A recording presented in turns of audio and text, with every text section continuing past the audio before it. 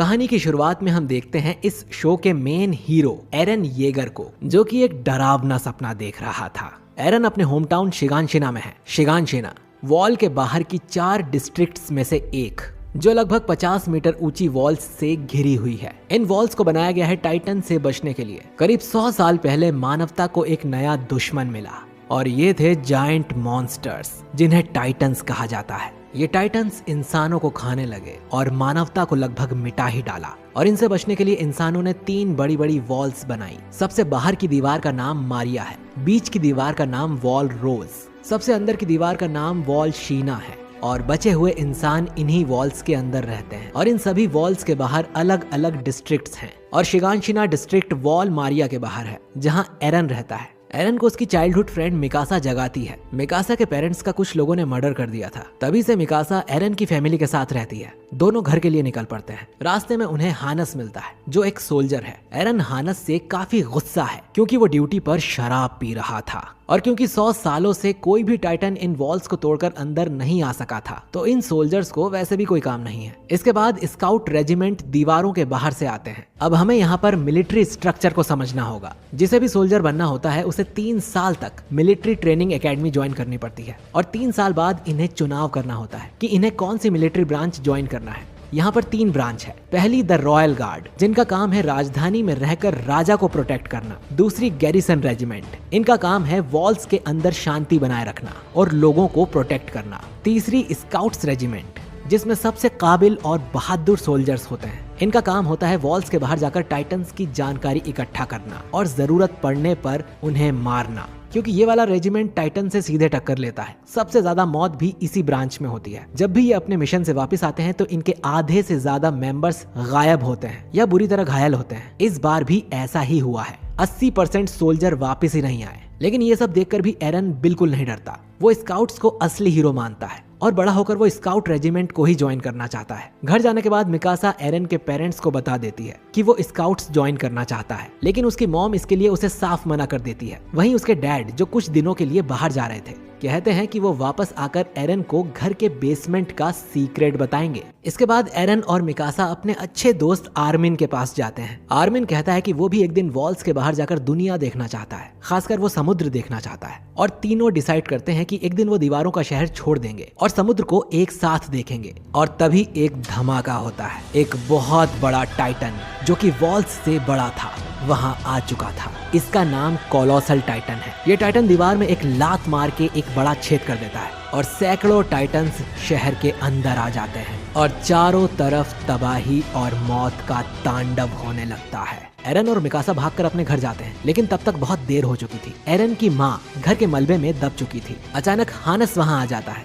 एरन अपनी माँ को बचाने के लिए उसे चिल्लाता है, लेकिन उसका सामना एक डरावने टाइटन से हो जाता है और वो एरन और मिकासा को उठाकर वहाँ से भागने लगता है। वो टाइटन एरन की माँ को उठाकर खा लेती है। एरन अपनी आंखों के सामने अपनी माँ को मरते हुए देखता है। अब बचे हुए लोग भागकर पहली वॉल मारिया के अंदर जाने लगते हैं, लेकिन तभी एक और टाइटन आता है। इसका नाम आर्मर टाइटन है और ये सीधा वॉल मारिया के मेन गेट को तोड़ देता है और टाइटन्स वॉल मारिया के अंदर भी आ जाते हैं। अब बचे हुए लोगों को दूसरी वॉल रोज के अंदर जाना पड़ता है। गुस्से से भरा हुआ एरन कसम खाता है कि वो सारे टाइटन्स को खत्म कर देगा। 2 साल बाद एरन, मिकासा और आर्मिन मिलिट्री ट्रेनिंग ज्वाइन करते हैं। यहाँ पर उन्हें 3 साल तक ट्रेनिंग करनी है। यहाँ पर हमें कुछ साइड कैरेक्टर्स मिलते हैं। शांत लेकिन फाइट में माहिर एनी, खाने की शौकीन साशा, छोटा और मजाकिया कॉनी, दयालु और मासूम क्रिस्टा, स्मार्ट और तेज जीन, अच्छा बंदा मार्को, खामोश रहने वाला राइनर और उसका दोस्त बेर्थॉल्ट और खड़ूस ईमिर। सभी लोग एक दूसरे को जानने लगते हैं। ट्रेनिंग में इन्हें सिखाते हैं कि टाइटन्स माइंडलेस और स्लो होते हैं और उन्हें मारने का एक ही तरीका है, उनकी गर्दन के पीछे के हिस्से को काटना। कहीं और काटने पर वो नहीं मरेंगे, क्योंकि वो अपने बॉडी पार्ट्स रीजनरेट कर सकते हैं। इसके लिए उन्हें ओडीएम गियर यूज करना सिखाया जाता है, जिससे ये काफी तेजी से डायरेक्शन चेंज कर सकते हैं। और मिकासा इसे आसानी से मास्टर कर लेती है और सभी इसे यूज करना सीख जाते हैं, सिवाय एरन के। रात को एरन अपने साथियों से पूछता है कि वो फेल क्यों हो रहा है और फिर वो रैनर और बेर्थोल्ट से पूछते हैं। अब वो उसे हेल्प तो नहीं कर सकते, पर उनकी कहानी भी एरन जैसी ही है। उनके छोटे से गांव को भी टाइटन्स ने बर्बाद कर दिया था और इन लोगों ने भी टाइटन्स के डर को करीब से देखा था। ये चारों बात करते हुए बाहर जाते हैं, जहाँ राइनर बताता है कि ये सब खत्म होने के बाद वो बस अपने होमलैंड जाना चाहता है। वो एरन से पूछता है कि वो क्या चाहता है, जिस पर एरन जवाब देता है कि वो सभी टाइटन्स को मिटा देना चाहता है। चारों ने अपने गोल्स चुन लिए थे। अगली सुबह एरन थोड़ी देर के लिए अपने आप को संभाल लेता है, लेकिन फिर से गिर जाता है। कमांडर उसे एक नया बेल्ट पहनने को कहते हैं और इसके बाद एरन को कोई परेशानी नहीं होती। एरन की पुरानी बेल्ट किसी कारण से टूटी हुई थी। 3 साल बाद सभी अपनी ट्रेनिंग कंप्लीट कर लेते हैं। टॉप 10 में थे Krista, Sasha, Connie, Marco, Jean, Eren, Annie, Bertholdt, Reiner और मिकासा। कुछ टाइम बाद उन्हें ये डिसाइड करना था कि उन्हें मिलिट्री की कौन सी ब्रांच में जाना है, लेकिन अभी के लिए उन्हें ट्रोस्ट जिले में भेजा जाता है एक्सपीरियंस के लिए। एरन, मिकासा और आर्मिन फैसला करते हैं कि वो स्काउट्स रेजिमेंट को ज्वाइन करेंगे और साथ मिलकर समुद्र देखेंगे। अगले दिन उन्हें यहाँ हानस मिलता है। हानस माफी मांगता है कि वो उस दिन एरन की माँ को बचा नहीं सका। इनका पूरा ग्रुप वॉल के ऊपर पेट्रोलिंग करने लगता है और सब कुछ सही जा रहा था। एरन के दिमाग में यही सब चल रहा था कि टाइटन्स को इंसान हरा देंगे और इंसान की ही जीत होगी, कि तभी एरन के पीछे कोलोसल टाइटन प्रकट होता है और इस वॉल का मेन गेट तोड़ देता है। साथ ही वॉल पर रखी कैनन को भी डिस्ट्रॉय कर देता है, जिसका मतलब ये टाइटन दूसरों की तरह नासमझ नहीं है और इंटेलिजेंट है। एरन पूरे गुस्से में उस पर अटैक करता है, लेकिन वो हवा में गायब हो जाता है। टाइटन्स ट्रोस्ट शहर के अंदर घुसना शुरू कर देते हैं, जबकि स्काउट्स किसी मिशन से बाहर गए हुए थे। अब गैरिसन रेजिमेंट और एरन के ग्रुप को ही इनसे लड़ना होगा। सभी को अलग अलग ग्रुप्स में बांट दिया जाता है और सभी टाइटन्स पर अटैक कर देते हैं, लेकिन टाइटन्स कई सारे सोल्जर्स को एक एक करके मारने लगते हैं। इनके सर पर मौत नाच रही थी। ये सब देखकर आर्मिन भी डर के पैरालाइज हो जाता है और टाइटन आर्मिन को उठा के खाने लगता है, लेकिन तभी एरन वहां आ जाता है और आर्मिन को बचा लेता है। लेकिन एरन खुद नहीं बच पाता और टाइटन उसे खा जाता है और शो का मेन हीरो मारा जाता है। हर कोई डरा हुआ था। कुछ लड़ रहे थे, कुछ छुप रहे थे और कुछ लोग तो सुसाइड भी कर रहे थे। मिकासा को भी एरन की ही चिंता हो रही थी, लेकिन जब वो आर्मिन के पास जाती है तो उसे पता चलता है कि एरन मर चुका है। मिकासा आर्मिन से कहती है सब ठीक हो जाएगा और बचे हुए लोगों को मोटिवेट करती है टाइटन से लड़ने के लिए और खुद भी टाइटन्स को मारती है, लेकिन उसके ओडियन गियर की गैस खत्म हो जाती है और वो जमीन पर गिर जाती है। मिकासा टाइटन्स से घिर जाती है और वो अपनी सारी उम्मीद खो चुकी होती है, लेकिन मिकासा अपनी टूटी ब्लेड से भी लड़ने के लिए खड़ी हो जाती है। जैसे ही वो टाइटन मिकासा को खाने वाला था, एक दूसरा टाइटन कहीं से आता है और उस टाइटन को मार देता है। ऐसा पहली बार हुआ था कि एक टाइटन दूसरे टाइटन को मार रहा था। आर्मिन मिकासा को रेस्क्यू कर लेता है और नया टाइटन दूसरे टाइटन्स को मारना जारी रखता है। आर्मिन बाकी के ग्रुप के साथ प्लान बनाता है कि उन्हें इस नए टाइटन का यूज करना चाहिए बाकी के टाइटन्स को भगाने के लिए, लेकिन नया टाइटन अपनी लिमिट पर पहुंच जाता है और दूसरे टाइटन्स उसे खाने लगते हैं और नया टाइटन गिर जाता है।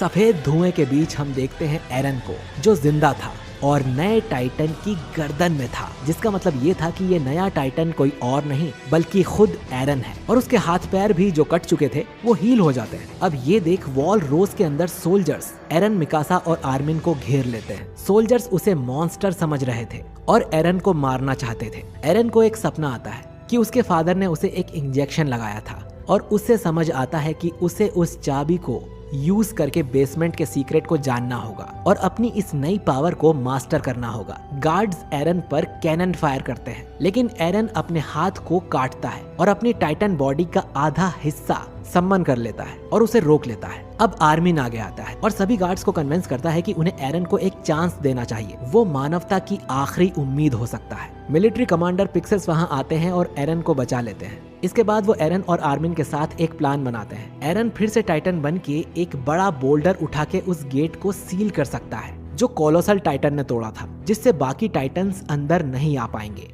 पिक्सास अपने बाकी के सोल्जर्स को ये प्लान बताता है और सभी डरे हुए होकर भी एग्री करते हैं और एक ग्रुप एरन के साथ भेजा जाता है और बाकी सोल्जर्स टाइटन्स को दूसरी तरफ उलझाए हुए थे। एरन फिर से टाइटन में ट्रांसफॉर्म होता है, लेकिन वो अपनी टाइटन बॉडी को कंट्रोल नहीं कर पाता और मिकासा पर ही अटैक कर देता है और बेहोश हो जाता है। आर्मिन एरन के पास आता है और उसे अपना सपना याद दिलाता है, जिससे एरन जाग जाता है और अपनी टाइटन बॉडी को पूरी तरह कंट्रोल कर लेता है। फिर वो बड़ा सा पत्थर उठाता है और इसके साथ ही वो होल की तरफ चल पड़ता है।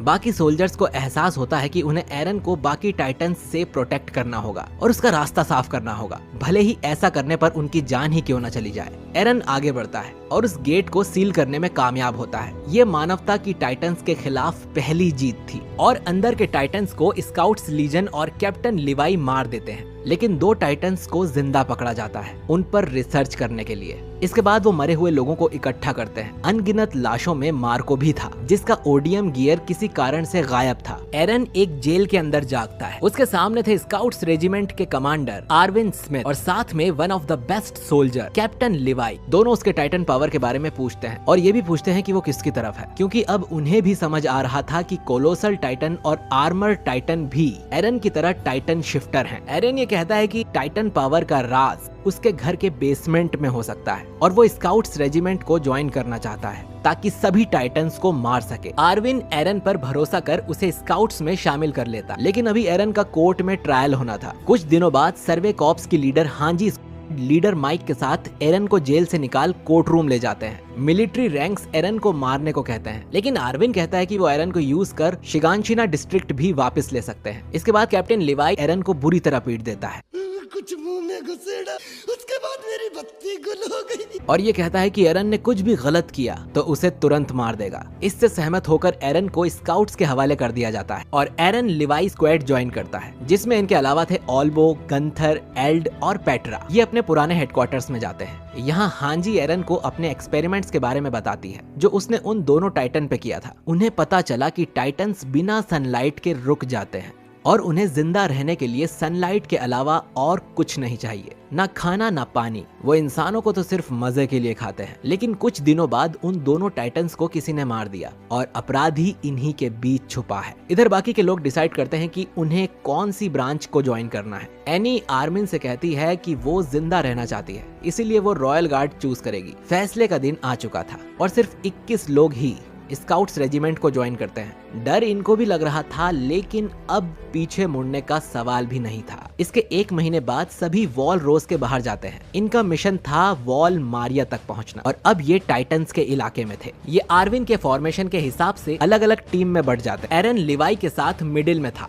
इनकी पूरी कोशिश थी कि ये टाइटन को अवॉइड करके आगे बढ़ें और ये ऐसा ही कर रहे थे। लेकिन तभी वहाँ एक इंटेलिजेंट टाइटन आता है। ये एक फीमेल टाइटन थी जो सीधा ग्रुप्स को मारना शुरू कर देती है। ये भी एरन की तरह एक टाइटन शिफ्टर है। फीमेल टाइटन आर्मिन की स्क्वाड के लोगों को भी मार देती है, लेकिन वो आर्मिन को मारने से पहले उसका फेस देखती है और फिर उसे जिंदा वहाँ छोड़कर वहाँ से आगे बढ़ जाती है। राइनर और जीन आर्मिन के साथ हो जाते हैं और तीनों उस फीमेल टाइटन का पीछा करते हैं। राइनर उसे मारने जाता है, लेकिन वो उसे पकड़ लेती है। राइनर उसकी पकड़ से बच निकलता है और फीमेल टाइटन एरन की तरफ भागने लगती है। क्रिस्टा कुछ हॉर्स को लेकर इनके पास आती है और ये बाकी के ग्रुप्स को फीमेल टाइटन की चेतावनी देते हैं और फीमेल टाइटन एक एक करके स्क्वाड्स को मारते ही जा रही थी। लिवाई स्क्वाड एक जायंट फॉरेस्ट में एंटर करते हैं। कुछ सोल्जर्स पेड़ों पर चढ़ जाते हैं जिससे टाइटन्स को उनके पीछे जाने से रोका जा सके, लेकिन फीमेल टाइटन पहले ही अंदर पहुंच चुकी थी और वो एरन के पीछे ही थी। लेकिन लिवाई इस पर कोई रिएक्शन नहीं देता और उसकी स्क्वाड को लेवी पर भरोसा था।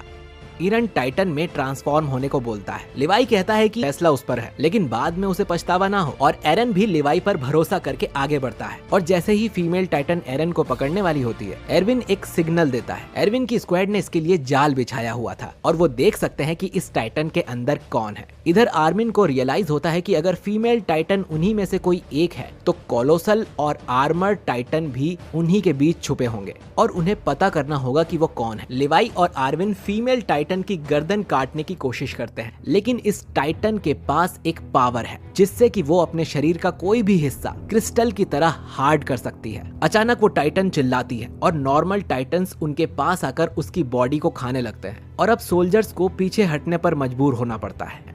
उनका मिशन फेल हो गया था।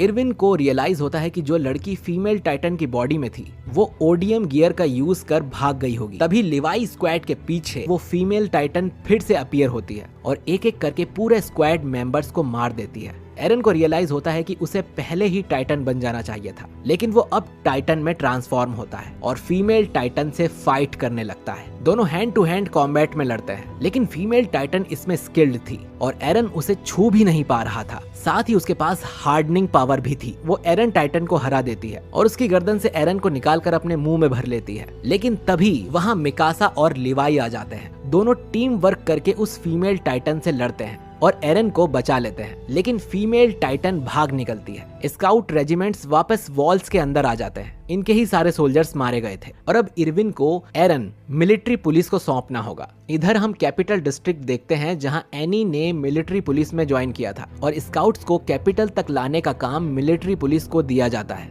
जहां एरन का ट्रायल होगा। रास्ते में एनी को आर्मिन मिलता है। वो एरन को यहाँ से भगाने का प्लान कर रहा था और उसे एनी की हेल्प चाहिए और एनी मान जाती है। वो दोनों एरन और मिकासा के पास जाते हैं। फिर वो एक अंडरग्राउंड टनल में जाने लगते हैं, लेकिन एनी मना कर देती है। ये एक्चुअली एक जाल था एनी के लिए। आर्मिन को पहले ही शक हो गया था कि मार्को का ओडियम गियर एनी ने चुराया था और उन दोनों टाइटन्स को भी इसी ने मारा था और एनी ही फीमेल टाइटन है, इसीलिए एनी ने आर्मिन को नहीं मारा था। एनी हंसने लगती है और अपनी फिंगर काट के फीमेल टाइटन में ट्रांसफॉर्म हो जाती है। सभी स्काउट्स उस पर अटैक कर देते हैं। आर्मिन और जीन मिलकर उसे ट्रैप में फंसा लेते हैं, लेकिन वो आसानी से उसे तोड़ देती है। काफी मुश्किल के बाद एरन भी टाइटन में ट्रांसफॉर्म हो जाता है। एरन और एनी बैटल करते हैं, लेकिन एनी जीत रही थी, पर एरन उसके मूव्स समझकर काउंटर अटैक करने लगता है। लेकिन फिर भी वो एरन को हरा के उसका सिर फोड़ देती है और वॉल की तरफ भागने लगती है। लेकिन गुस्से से भरा एरन उसके पीछे आता है और उसे जमीन पर गिरा देता है और उससे लड़ने की कोशिश करता है, लेकिन एनी उससे बच के वॉल पर चढ़ के भागने की कोशिश करती है।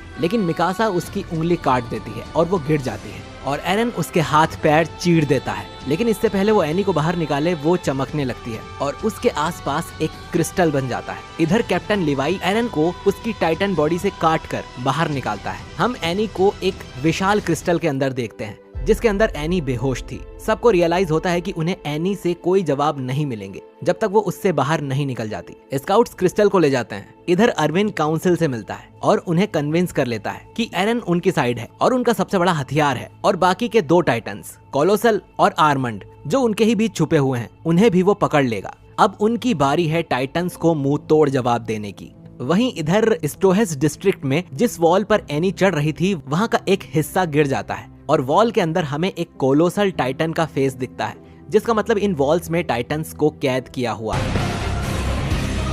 सीजन 2 ठीक वहीं से शुरू होता है जहां सीजन 1 खत्म हुआ था। हाँ जी, और बाकी के लोग टाइटन को वॉल के अंदर देखकर हैरान थे। तभी यहाँ चर्च ऑफ द वॉल का लीडर पास्टर निक आता है और टाइटन के मुंह को ढकने को बोलता है जिससे उस तक सनलाइट ना पहुंच सके। हाँ जी, समझ जाती है कि वॉल के अंदर सिर्फ एक टाइटन नहीं हो सकता बल्कि पूरी की पूरी वॉल ही टाइटन्स से भरी होगी। वो पास्टर निक से सवाल करती है कि वॉल के अंदर टाइटन क्यों है। वो उसे जान से मारने की धमकी भी देती है। वो कहता है कि वो मर जाएगा लेकिन कुछ भी रिवील नहीं करेगा। तभी एक मैसेंजर वहाँ आता है जो आर्विन को ढूंढ रहा था। वो उससे कहता है कि वॉल रोज के अंदर भी टाइटन्स आ चुके हैं। इसके बाद हम जाते हैं 12 घंटे पहले। हम कुछ साइड कैरेक्टर्स को देखते हैं जो वॉल शीना के पास थे। कॉनी, साशा, राइनर, बैर्थोल्ड, ईमिर और क्रिस्टा। इनमें से किसी को भी ओडियम गियर नहीं दिया गया था। तभी साशा को टाइटन्स के आने की आवाज आती है और वहाँ सच में टाइटन्स आ चुके थे, जिसका मतलब दूसरी वॉल रोज भी टूट चुकी है। स्क्वाड लीडर इन सभी को ऑर्डर देता है कि वो आसपास के गांव में जाकर लोगों को चेतावनी दे दें। सभी ग्रुप्स में बढ़ जाते हैं क्योंकि कॉनी और साशा के विलेज पास में ही थे, तो वो अपने अपने गांव की तरफ जाते हैं। मीके आगे जाकर कुछ टाइटन्स को मारने लगता है। जब सिर्फ 4 टाइटन्स बचे थे तब वो अपने घोड़े को वापस बुलाता है, लेकिन एक बड़ा सा इंटेलिजेंट टाइटन उसे उठा लेता है। ये एक टाइटन शिफ्टर है और इसका नाम बीस्ट टाइटन है जो बात कर रहा था और आसपास के टाइटन्स को ऑर्डर देकर कंट्रोल भी कर रहा था। वो मीके से उसके थर्ड गियर और वेपन्स के बारे में पूछता है, लेकिन क्योंकि मीके उसे देखकर डर गया था तो वो कोई जवाब नहीं देता है। बीस्ट टाइटन उसका ओडियम गियर ले लेता है और बाकी टाइटन्स मीके को मार देते हैं। साइड कैरेक्टर्स को समझ में आता है कि उन पर निगरानी रखी जा रही थी क्योंकि उनमें से कोई एरन और एनी की तरह टाइटन शिफ्टर हो सकता है। इधर हम साशा को देखते हैं जो अपने विलेज पहुंच चुकी होती है। उसे एक छोटी लड़की मिलती है जिसकी मदर को एक टाइटन खा रहा था। साशा उस टाइटन पर अटैक कर उसे मार देती है और उस लड़की को बचा लेती है और उसके बाद उसे विलेज के कुछ लोग मिलते हैं जिनमें उसके फादर भी थे। इसके बाद कॉनी भी अपने विलेज पहुंच जाता है। उसके साथ राइनर और बैर्थोल्ट भी थे, लेकिन कॉनी के विलेज को टाइटन्स ने पहले ही डिस्ट्रॉय कर दिया था और सभी लोग मारे गए थे। लेकिन इन्हें कभी भी ब्लड या कोई बॉडी नहीं मिलती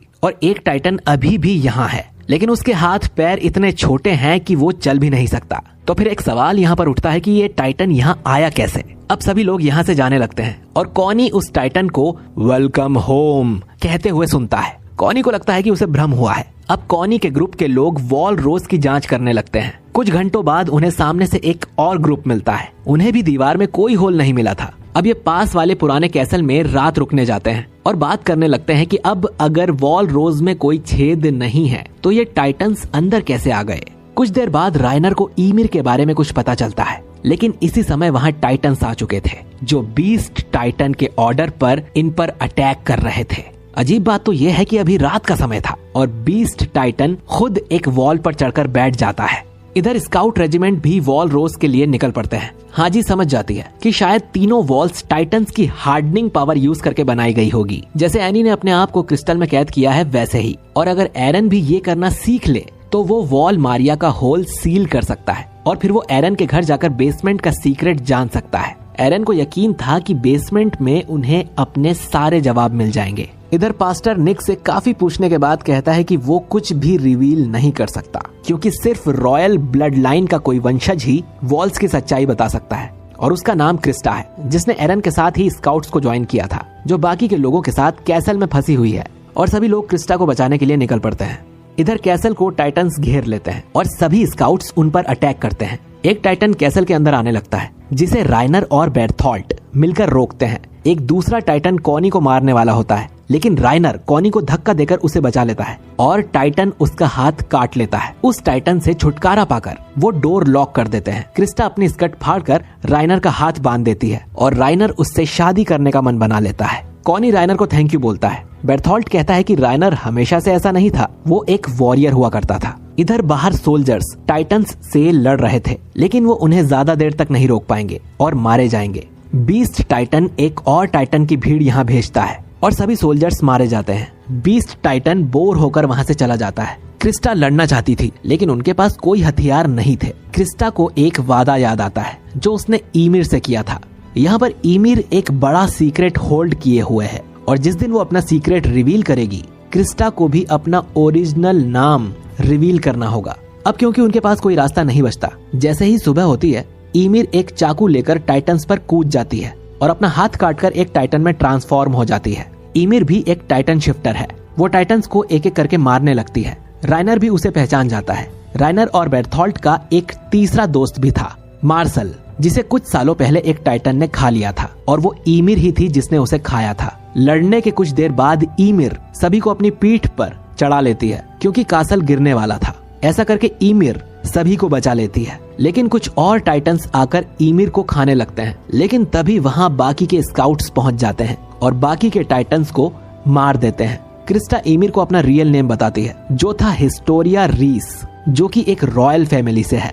अब सभी वॉल के ऊपर जाते हैं रेस्ट करने के लिए, जहां बेर्थोल्ट राइनर को याद दिलाता है कि अब समय आ गया है अपने होम टाउन वापस जाने का। यहाँ पर हानस भी आता है और कंफर्म करता है कि वॉल रोज में कोई होल नहीं है। इधर राइनर और बेर्थोल्ट एरन को साइड में ले जाते हैं। राइनर शांति से उसे समझाता है कि वो आर्मर टाइटन है और बेर्थोल्ट कोलोसल टाइटन है। एरन ये सुनकर कंफ्यूज हो जाता है। राइनर कहता है कि वो मानवता को मिटा देना चाहते थे, लेकिन अब उसकी कोई जरूरत नहीं है अगर एरन उनके साथ उनके होम टाउन चले। अब हमें पता चलता है कि एरन और बाकी के स्काउट्स को पहले से ही इन दोनों पर शक हो गया था। हाजी को पता चलता है कि राइनर और बेर्थोल्ट उसी एरिया से आए हैं जहां से एनी आई है। आर्मिन को भी याद आता है कि कैसे राइनर फीमेल टाइटन से बच गया था और उसके तुरंत बाद ही फीमेल टाइटन एरन की दिशा में भागने लगी थी। राइनर ने जरूर फीमेल टाइटन को एरन की लोकेशन बताई होगी। हाजी सभी को नॉर्मल एक्ट करने को कहती है जब तक वो उन्हें अंडरग्राउंड ना ले आए, ताकि वो टाइटन में ट्रांसफॉर्म ना हो सके। प्रेजेंट में सब ऐसा ही कर रहे थे, लेकिन अब तो राइनर ने खुद ही रिवील कर दिया था और एरन उनके साथ जाने से मना कर देता है और मिकासा उन दोनों पर अटैक कर देती है। लेकिन फिर दोनों ही अपने टाइटन फॉर्म में ट्रांसफॉर्म होने लगते हैं। ये दोनों कोलोसल और आर्मर टाइटन हैं। कोलोसल टाइटन ईमिर को अपने मुंह में डाल लेता है और राइनर एरन को उठाकर भागने लगता है। एरन भी टाइटन में ट्रांसफॉर्म होता है और दोनों फाइट करने लगते हैं। इधर बाकी के स्काउट्स कोलोसल टाइटन पर अटैक करते हैं। साइज में काफी बड़ा होने के कारण कोलोसल काफी स्लो था, जिससे वो स्काउट्स को छू भी नहीं पा रहा था। लेकिन जैसे ही स्काउट्स उसकी गर्दन पर वार करने जाते हैं, कोलोसल काफी हॉट स्टीम रिलीज करने लगता है और स्काउट्स को उससे दूर हटना पड़ता है। इधर राइनर एरन पर भारी पड़ रहा था, लेकिन एरन को अपनी ट्रेनिंग याद आती है और वो राइनर को जमीन पर गिरा के सबमिशन लॉक करने लगता है, जिससे उसका आर्मर टूटने लगता है। एरन उसका एक हाथ भी उखाड़ देता है। इसके बाद एरन एक हेड लॉक लगाकर राइनर का हेड उखाड़ने लगता है। राइनर एरन को कोलोसल के नीचे लाता है और चिल्लाता है। ये एक सिग्नल था और बेर्थोल्ट अपनी टाइटन बॉडी उन दोनों पर गिरा देता है। इसके बाद राइनर एरन को अपने मुंह में भर लेता है और बेर्थोल्ट ईमिर को लेकर राइनर के कंधे पर बैठकर वहां से भाग जाता है। ब्लास्ट के कारण सभी लोग बेहोश हो गए थे। मिकासा 5 घंटे बाद जगती है। आर्विन भी यहाँ बैकअप के साथ आ चुका था। हाजी कहती है कि राइनर जायंट फॉरेस्ट में रुका होगा और रात होने का इंतजार कर रहा होगा, क्योंकि रात को उन्हें टाइटन्स का खतरा नहीं होगा। और आर्विन सभी स्काउट्स को फॉरेस्ट की तरफ लीड करता है। इधर हांजी एक सोल्जर्स को कॉनी के विलेज भेजती है कुछ इन्वेस्टिगेट करने के लिए। इधर एरन और ईमिर एक फॉरेस्ट में जाते हैं। दोनों के हाथ कटे हुए थे, जिससे वो टाइटन में ट्रांसफॉर्म ना हो, और वो चारों तरफ से पूरे टाइटन से घिरे थे। इसके बाद राइनर एक नॉर्मल सोल्जर की तरह बात करने लगता है। बेर्थोल्ट को छोड़ सभी कंफ्यूज थे और वो उसे याद दिलाता है कि वो दोनों टाइटन वॉरियर्स हैं। ईमिर कहती है इतने साल से अपने दुश्मनों के बीच रहने से राइनर का दिमाग हिल चुका है। ईमिर उससे बीस्ट टाइटन के बारे में पूछती है। वो दोनों उसे जानते हैं, लेकिन वो इन्हें कुछ नहीं बताते। राइनर ईमिर को भी उन्हें ज्वाइन करने को बोलता है। तभी उन्हें स्काउट सोल्जर के स्मोक सिग्नल दिखते हैं, लेकिन सनसेट होने में अभी भी 1 घंटा बाकी था। फिर भी राइनर और बेर्थोल्ट को वहाँ से भागना पड़ता है। यहाँ पर हम ईमिर का पास्ट देखते हैं, जिसमें उसे एक कल्ट की फेक क्वीन बनाया गया था, जबकि वो कोई रॉयल ब्लड नहीं थी। लोग उसे पूजने लगते हैं, लेकिन एक दिन सोल्जर्स को इस कल्ट का पता चल गया और पनिशमेंट के लिए उसके कल्ट के लोगों को एक वॉल पर टाइटन्स में बदल दिया गया। कैसे ये नहीं दिखाया गया। और ईमिर भी एक टाइटन बन 60 सालों तक भागती रही और एक दिन उसने राइनर और बेर्थोल्ट के दोस्त को खा लिया और वापस ह्यूमन बन गई। फिर उसने क्रिस्टा के साथ मिलिट्री ट्रेनिंग ज्वाइन कर ली। ईमिर को स्काउट्स में क्रिस्टा भी दिखती है। वो उसे भी साथ ले चलने को बोलती है और टाइटन बन उसे अपने मुंह में भर लेती है। फिर राइनर आर्मर टाइटन बन जाता है और भागने लगता है और बाकी सभी उसके कंधे पर बैठते हैं। स्काउट्स इनका पीछा करते हैं और मिकासा एरन के पास पहुंच जाती है, लेकिन राइनर एरन को अपने हाथ में कैद कर लेता है। उसका आर्मर काटना इनके लिए नामुमकिन था और सभी कैरेक्टर्स वहां आकर बेर्थोल्ट को मैनिपुलेट करने की कोशिश करते हैं। और तभी कमांडर आर्विन ठीक राइनर के सामने आता है। वो कई सारे टाइटन्स को अपने पीछे लेकर आया था, जो राइनर पर हमला कर देते हैं। आर्विन सभी सोल्जर्स को आगे बढ़ एरन को रेस्क्यू करने को बोलता है, लेकिन एक टाइटन उसके हाथ को काट के उसे उठा लेता है। मौत के ढेर पर खड़ा होकर भी आर्विन सभी सोल्जर्स को आगे बढ़ने को कह रहा था। इधर आर्विन एनी का नाम लेकर बेर्थोल्ट को बाहर निकलने पर मजबूर कर देता है और आर्विन, जिसका एक हाथ कट चुका है, एरन को उससे अलग कर देता है और मिकासा उसे लेकर वापस जाने लगती है। वहीं कॉनी और जीन क्रिस्टा को उठा लेते हैं। अब सभी स्काउट्स वापस भागने लगते हैं। राइनर उन्हें रोकने के लिए टाइटन्स उठा के फेंकता है और एरन और मिकासा गिर जाते हैं। उनके सामने वही टाइटन आती है जिसने एरन की मदर को खाया था। हानस इन्हें बचाने आता है और अपनी गलती सुधारने के लिए उस टाइटन को मारने जाता है, लेकिन वो टाइटन हानस को भी खा जाती है। एरन पूरी तरह रिकवर नहीं हुआ था, इसीलिए वो टाइटन नहीं बन पाता। इधर जीन और आर्मिन भी टाइटन से घिर चुके थे। आखिरी कोशिश में एरन उस टाइटन को पंच मारता है, लेकिन तभी सारे प्योर टाइटन्स उस टाइटन पर अटैक करने लगते हैं जिसे एरन ने पंच मारा था और उसे खा जाते हैं। इसके बाद एरन राइनर पर चिल्लाता है और फिर सारे टाइटन्स राइनर पर अटैक कर देते हैं और मौके का फायदा उठाकर सभी सोल्जर्स वहां से भाग जाते हैं। ईमिर राइनर की हेल्प करने रुक जाती है और तीनों बच जाते हैं। कुछ दिनों बाद हांजी कंफर्म करती है कि सारे टाइटन्स कॉनी के विलेज के लोग थे और वो टाइटन जो चल नहीं पा रहा था वो कॉनी की मदर थी, जिसका मतलब ये था कि सभी टाइटन्स एक समय पर इंसान हुआ करते थे, जो हमने ईमिर के पास्ट में देखा भी है। इधर हम 20 टाइटन के ह्यूमन फॉर्म को देखते हैं। इसका नाम ज़ीक है। एपिसोड की शुरुआत में हमें भविष्य की एक झलक दिखलाई जाती है, जिसमें हम एरन को देखते हैं, जिसके बाल काफी लंबे थे। एरन अपने मन में बोलता है कि आर्मिन हमेशा कहता था कि दीवारों के बाहर समुद्र है, लेकिन मैं सोच रहा हूँ कि आखिर इस समुद्र के पार क्या होगा। इसके बाद हम वापस प्रेजेंट में आ जाते हैं और कहानी वहीं से शुरू हो जाती है जहाँ सीजन 2 खत्म हुआ था। और इसकी शुरुआत होती है वॉल रोज के बाहर एक छोटे से गांव से, जहाँ पर कैप्टन लिवाई की नई स्क्वाड छुपी हुई है, जिसमें है Eren, Armin, Mikasa, Connie, Sasha, Jean और हिस्टोरिया। और इन सब का काम था एरन और हिस्टोरिया को प्रोटेक्ट करना। लेकिन अभी के लिए ये सब यहाँ की साफ सफाई कर रहे थे, क्योंकि लिवाई को गंदगी बिल्कुल भी पसंद नहीं है। एरन और जीन किसी बात को लेकर बहस करने लगते हैं। वहीं मिकासा लकड़ी काट कर लाती है। आर्मिन कहता है उसे आराम करना चाहिए, कुछ दिनों पहले ही उसे एक टाइटन ने पकड़ लिया था। लेकिन मिकासा कहती है कि उसे किसी तरह तो अपने आप को फिट रखना होगा। लिवाई यहाँ आता है और देखता है कि टेबल के नीचे अभी भी धूल जमी हुई थी और वो अपनी टीम से काफी डिसअपॉइंट होता है क्योंकि उन्होंने अच्छे से साफ सफाई नहीं की। खैर, इसके बाद लिवाई एरन को हांजी के पास लेकर जाता है। इसके बाद हांजी जंगल में एरन की टाइटन एबिलिटीज पर एक्सपेरिमेंट्स करती है, जिससे एरन जल्द ही हार्डनिंग पावर का यूज करना सीख जाए और फिर ये वॉल रोज का होल बंद करके शिगांशिना को वापस ले लेंगे और फिर एरन के घर के बेसमेंट में जाकर उसका सीक्रेट भी जान सकेंगे। लेकिन अभी एरन को हार्डनिंग सीखने में काफी समय लगने वाला था। साथ ही बार बार टाइटन बनने के कारण उसकी हालत भी बिगड़ रही थी और उसका टाइटन भी काफी कमजोर दिखने लगा था। एक बार तो एरन टाइटन की बॉडी से निकल ही नहीं पाता और मिकासा उसे काट कर बाहर निकालती है। एरन के कुछ बॉडी पार्ट्स गायब हो गए थे। एरन की ये हालत देख मिकासा गुस्सा हो जाती है और हांजी उससे माफी मांगती है और कहती है कि आज उसने कुछ ज्यादा ही कर दिया। हांजी सभी से कहती है कि एक्सपेरिमेंट पूरा हुआ, सभी लोग वापस चलें और उनके यहाँ होने के सारे सबूत मिटा दें। जबकि दो लोग एरन की टाइटन बॉडी से निकलने वाले स्मोक को दूर से देख रहे थे। उसी शाम को लिवाई ट्रोस्ट में आर्विन से मिलने जाता है और उसे एरन के एक्सपेरिमेंट की रिपोर्ट देते हुए कहता है कि हमें शिगांशिना वाला मिशन डीले करना होगा क्योंकि एरन अभी हार्डनिंग को यूज नहीं कर पा रहा है और हमें पास्टर निक की बात पर फोकस करना चाहिए कि हिस्टोरिया वॉल्स के सीक्रेट की कड़ी कैसे है। आर्विन कहता है कि उसने थोड़ी छानबीन की है और हिस्टोरिया लॉर्ड राइस की बेटी है और उसे वॉल्स के सीक्रेट के बारे में जरूर कुछ पता होगा। इधर एरन एक पूरा दिन सोकर उठता है और उसकी बॉडी अब पूरी तरह हील हो गई थी। एरन अपने साथियों के काम में हाथ बटाने किचन में जाता है, जहां कॉनी बोलता है कि वो बीस्ट टाइटन से अपना बदला लेना चाहता है क्योंकि उसने कॉनी की मदर को टाइटन बना दिया है। इसके बाद मिकासा और कॉनी बाहर निगरानी करने चले जाते हैं। एरन और हिस्टोरिया आपस में बात करते हैं और हिस्टोरिया कहती है कि अच्छा है कि तुम लोगों के पास अपने गोल्स हैं। ईमिर के जाने के बाद तो वो जानती ही नहीं कि उसे क्या करना है। उसने ईमिर को बचाने का सोचा था, लेकिन ईमिर अपनी मर्जी से राइनर और बेर्थोल्ट के साथ गई है। एरन ये देख खुश होता है कि हिस्टोरिया ने फिर से बोलना शुरू कर दिया है। हिस्टोरिया कहती है कि अब वो पहले वाली मासूम क्रिस्टा नहीं रही। एरन कहता है कि अच्छा है, मुझे वैसे भी वो वाली क्रिस्टा पसंद नहीं थी, अब तुम बस एक नॉर्मल लड़की हो। और अचानक ही एरन को ईमिर के बारे में कुछ याद आता है। खैर, हांजी पास्टर निक से मिलने जाती है और उसे पता चलता है कि उसका किसी ने मर्डर कर दिया है। मिलिट्री पुलिस का कहना था कि ये काम किसी चोर ने किया होगा, लेकिन हांजी को पता चल जाता है कि निक को टॉर्चर करके मारा गया है क्योंकि उसकी उंगलियों से सारे नाखून गायब थे।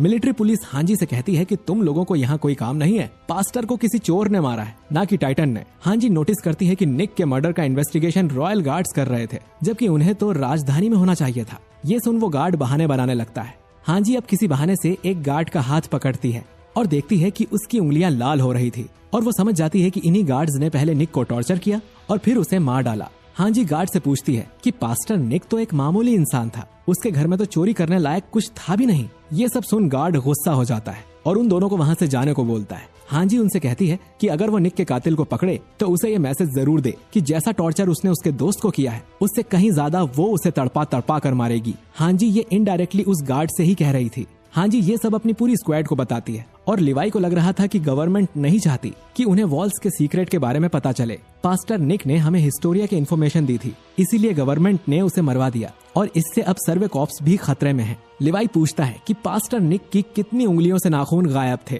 हांजी बताती है कि सभी उंगलियों से। इस पर लिवाई कहता है कि अगर निक को अपना मुंह खोलना होता तो वो पहला नाखून निकालने पर ही खोल देता। इसका मतलब है कि निक ने मरने तक अपना मुंह बंद रखा और गवर्नमेंट नहीं जानती कि सर्वे स्क्वाड के पास कौन सी जानकारी है, लेकिन वो उन्हें टारगेट जरूर करेगी।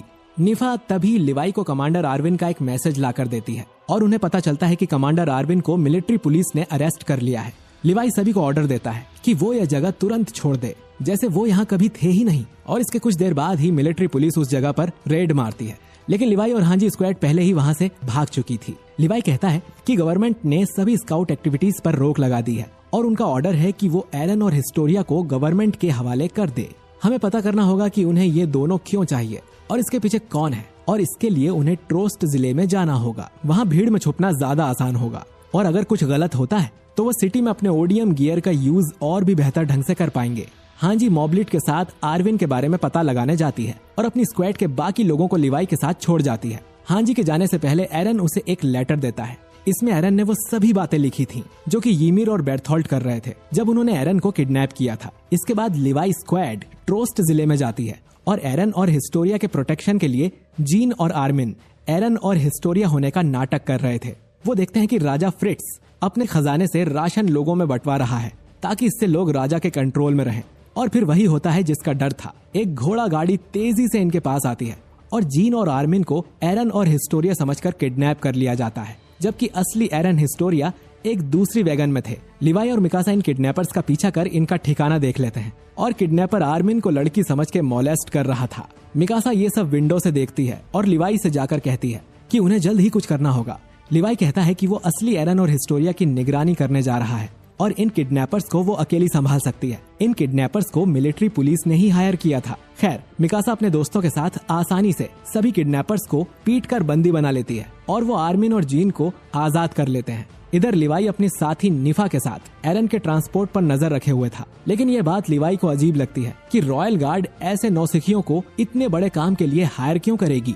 उसे दाल में कुछ काला लग रहा था। वो निफा से कहता है कि तुमने कैनी द रीपर के बारे में तो सुना ही होगा। कैनी एक मशहूर सीरियल किलर था जिसने ना जाने कितने एमपी ऑफिसर्स को मौत के घाट उतारा था। लिवाई कहता है कि वो कैनी के साथ बचपन में रहा और बड़ा हुआ। निफा को ये बात मजाक लगती है क्योंकि कैनी का बस लोगों ने नाम ही सुना था और कहते हैं ना कि नाम लिया और शैतान हाजिर। कैनी द रीपर वहाँ आकर लिवाई और निफा पर शॉटगन चला देता है, जिससे लिवाई तो बच जाता है लेकिन निफा की मौत हो जाती है। असल में रॉयल गार्ड्स ने कैनी और उसकी स्क्वाड को भी हायर किया था, जो कि प्रोफेशनल किलर्स हैं। ये लोग ओडियम गियर का यूज भी कर रहे थे, जिससे लिवाई स्क्वाड को मारने में ज्यादा परेशानी ना आए, और ये स्वॉर्ड्स की जगह शॉटगन का यूज कर रहे थे। कैनी के लोग हांजी स्क्वाड के बाकी मेंबर्स को मार देते हैं और कैनी लिवाई से कहता है कि बहुत दिनों के बाद मिल रहे हो लिवाई, लेकिन तुम जरा भी नहीं बदले। लिवाई को चारों तरफ से कैनी की स्क्वाड घेर लेती है और ये एपिसोड इसी के साथ यहीं पर खत्म हो जाता है। दोस्तों, अटैक ऑन टाइटन के हर एपिसोड में एक इन्फो कार्ड दिखाया जाता है जिसमें हमें शो से जुड़ी कुछ और डिटेल्स के बारे में पता चलता है। अब बात करते हैं इस एपिसोड के इन्फो कार्ड की, जिसमें हमें बताया गया है कि हर टाइटन शिफ्टर अलग अलग शेप और साइज के हो सकते हैं, लेकिन सभी टाइटन्स का एक ही वीक स्पॉट होता है और वो है उनकी नैप, जिसे काटने पर वो अपने हील होने की पावर्स खो देते हैं और उनकी मौत हो जाती है। और ह्यूमंस भी अपने टाइटन की गर्दन में ही होते हैं। तो जैसा कि हमने पिछले एपिसोड में देखा कि सर्वे स्क्वाड के पीछे गवर्नमेंट पड़ी हुई है। लिवाई अपनी स्क्वाड के साथ ट्रोस्ट जिले में छिपने आता है, लेकिन यहाँ पर लिवाई पर मशहूर किलर कैनी अपनी स्क्वाड के साथ हमला कर देता है। कैनी लिवाई पर शॉटगन फायर करता है, लेकिन लिवाई उसे झांसा देकर वहां से भागने लगता है। कैनी की पूरी स्क्वाड लिवाई के पीछे लग जाती है, लेकिन फिर भी लिवाई इनकी पकड़ में नहीं आ रहा था और इसी सीन में हमें बिल्कुल गॉड लेवल एनिमेशन देखने को मिलता है। दूसरी तरफ गन शॉट की आवाज सुन कैजी वेगन को और तेज भगाने लगता है, लेकिन कैनी स्क्वाड उसके पीछे पड़ चुकी है। वो ग्रैपलिंग हुक से वेगन का टॉप फाड़ देते हैं और उन्हें उसके अंदर एरन और हिस्टोरिया दिखाई देते हैं। एरन एक राइफल उठाकर रिटर्न फायर करने की कोशिश करता है, लेकिन कैनी स्क्वाड एरन और हिस्टोरिया दोनों को ट्रैंक्यूलाइजर्स मारती है, जिससे दोनों बेहोश हो जाते हैं और केजी को वो शूट कर मार देते हैं। लिवाई अपनी बिजली की रफ्तार से एक बार के अंदर जाकर छुप जाता है।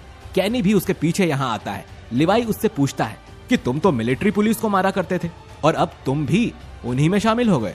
कैनी कहता है कि मेरा लक्ष्य बहुत बड़ा है लिवाई, जिसे तुम्हारे जैसा छोटा आदमी नहीं देख सकता है। कैनी की स्क्वाड ने इस बार को चारों तरफ से घेर लिया था और अब लिवाई का यहाँ से भागना मुश्किल था। लिवाई बार में रखी एक शॉटगन से कैनी को शूट करता है, लेकिन कैनी एक चेयर अपने सामने लाकर बच जाता है। बार ओनर को उसकी गन वापस कर लिवाई एक चेयर को विंडो से बाहर फेंकता है। कैनी की स्क्वाड उसे लिवाई समझकर शूट करने लगती है, लेकिन लिवाई दूसरी विंडो से बाहर आता है और अपने हुक से एक सोल्जर को मारकर उसे शील्ड की तरह यूज करता है। इसके बाद वो बाकी दो सोल्जर्स को अपनी सोर्ड से बीच में से काट देता है। साशा को गन शॉट्स की आवाज सुनाई देती है और वो सब लिवाई की तरफ आने लगते हैं। इधर कैनी खड़ा होकर अपनी साथी केवन से कहता है कि वो कैसे भूल गया कि सभी बार ओनर्स को सेल्फ डिफेंस के लिए गन रखना अलाउड होता है। और हमारी आखिरी मुलाकात के बाद से लिवाई और भी ज्यादा स्ट्रांग हो गया है। मिकासा और बाकी लोग भी यहाँ आ जाते हैं और लिवाई उन्हें वेगन का पीछा करने का ऑर्डर देता है। वो उन्हें ये भी कहता है कि हमारे 3 लोगों को इन गुंडों ने मार दिया है, तो अगर तुम्हारे रास्ते में कोई एनिमी आता है तो उसे मौत के घाट उतारने में जरा भी मत हिचकिचाना। और बाकी लोगों के लिए ये काफी बड़ी बात थी, क्योंकि उन्होंने आज तक किसी भी इंसान को नहीं मारा था।